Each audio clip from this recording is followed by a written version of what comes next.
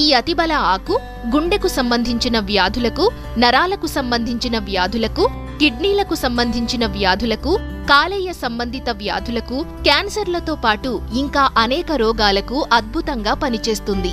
ఈ అతిబల ఆకు చూడటానికి అచ్చం రావి చెట్టు ఆకులానే ఉంటుంది, కాని వీటి అంచులు రంపపు పళ్లను పోలి ఉంటాయి. వీటి ఆకులు పసుపుగాను, కాయలు అశోక చక్రం ఆకారంలోనూ ఉంటాయి. ఇక వీటి గింజలు చిక్కుడు గింజల ఆకారంలో ఊదా రంగులో ఉంటాయి.